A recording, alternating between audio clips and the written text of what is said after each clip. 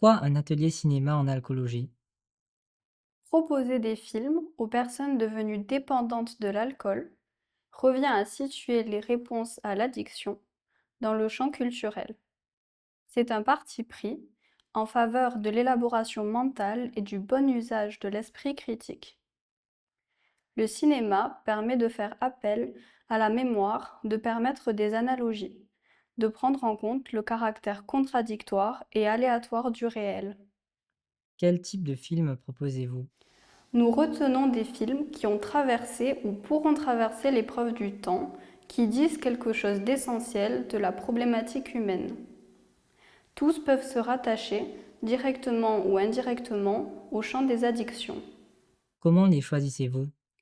Ces films contribuent à créer un état d'esprit approprié. Ils ne sont choisis qu'une fois établie l'équipe des 4 ou 5 participants de l'hospitalisation. Le film est un médiateur du lien entre le patient, les soignants et les étudiants, un médiateur d'intelligence et de sensibilité. Nous proposons 3 films couvrant des champs complémentaires: addictologiques, psychosociaux, métaphoriques. Ce dernier illustre un changement de trajectoire de vie.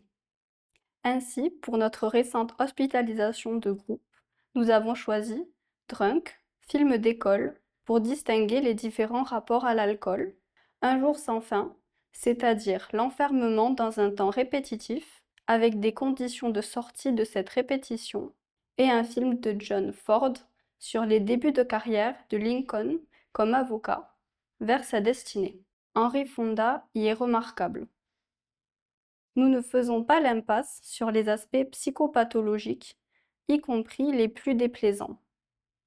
Nous préférons des histoires qui illustrent des valeurs utiles pour affronter les difficultés: l'intelligence et l'amitié, l'égalité des salaires hommes et femmes, mais également la solidarité entre hommes et femmes, anciens et plus jeunes, ou un bon relationnel mère-fille face au machisme culturel. Nous ne faisons pas l'économie des différents systèmes liberticides qui maltraitent les êtres humains. Nous proposons souvent des films sur l'enfance. L'addiction y trouve largement ses racines. Nous évitons les films trop longs et nous veillons à ce que les films étrangers disposent, autant que possible, d'une version avec un sous-titrage en français. Pour l'alcool et les addictions, quel film privilégiez-vous? Le cinéma, notamment nord-américain, a produit de nombreux bons films sur la problématique alcoolique et addictive. La référence psychosociale, elle est plus vaste. Nous avons le souci d'intéresser, à partir de films parfois inactuels, mais de qualité. Nous sommes attentifs à ne pas flatter l'air du temps. Nous aimons développer des analogies lors de nos échanges. Ainsi, comprendre avec Hannah Arendt qu'Eichmann était le modèle du médiocre conforme au sein d'un régime criminel peut faire réfléchir à ce que nous sommes aujourd'hui. Comment illustrez-vous le changement de trajectoire? Un changement de trajectoire de vie peut avoir lieu à tout âge, ce qui se vérifie pour les addictions. Une vie en offre une, deux ou trois occasions. Affronter une addiction mortifère peut ainsi devenir un tournant. À l'époque du transhumanisme, nous ne faisons pas l'impasse sur le vieillissement ou la mort. Aucun thème de réflexion n'est exclu de l'examen. Comment fonctionne un atelier cinéma? Nous distinguons l'atelier cinéma des hospitalisations brèves de celui qui est proposé chaque semaine dans le cadre associatif au même titre qu'une séance du groupe intégratif. Nous pourrions concevoir, à partir du cinéma, un programme universitaire mettant en examen les principaux problèmes de société, plus ou moins arbitrés par la logique addictive. Mieux vaut parfois prescrire un film qu'une molécule psychotrope.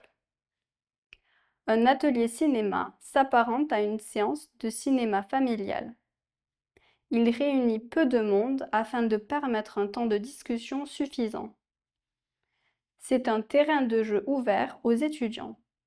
Ils peuvent s'entraîner à réaliser des fiches destinées aux adhérents d'une association.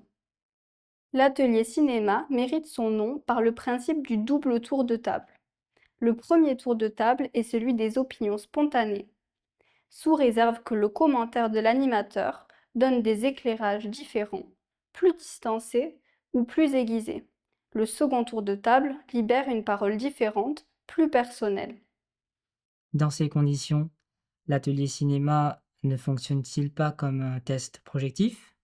Il est d'excellents ateliers projectifs qui ont fait leurs preuves, comme les ateliers d'écriture ou, dans notre pratique, l'usage du tarot revu par Jung, le condisciple de Freud. La particularité de l'atelier cinéma est qu'il ouvre le champ culturel et favorise le débat. Il accueille puis éloigne en partie la subjectivité individuelle. Il rencontre l'idéologie rattachée au film considéré.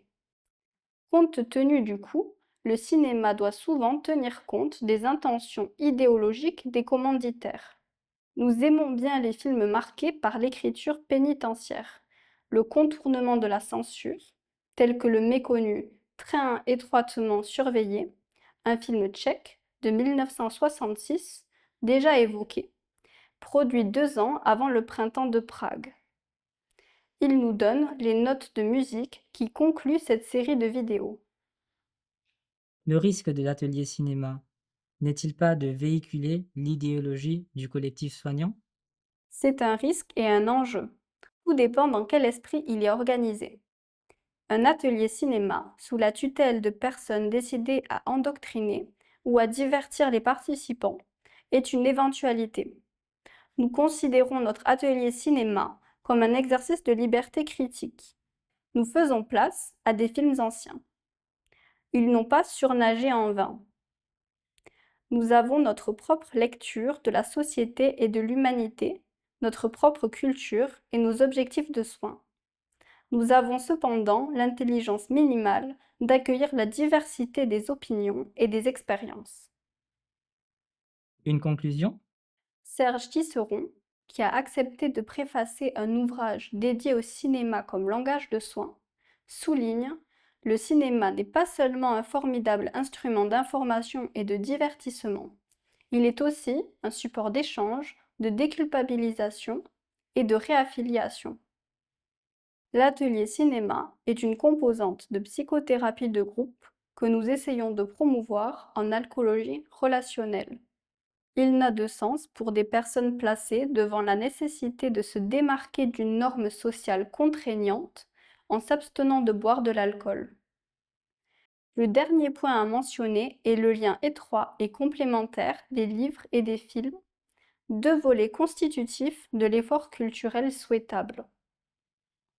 La civilisation du livre est menacée, mais celle du cinéma également. Faut-il rappeler que dans certains pays, les salles de cinéma n'existent pas? Une difficulté politique est créée par la numérisation de la relation humaine. Les générations du numérique lisent moins. Ils privilégient les résumés de livres. Ils apprécient les livres d'images. Notre paradoxe est de leur en donner d'autres. Notre livre de référence, Ce que nous apprennent les addictions, propose d'ailleurs quelques croquis.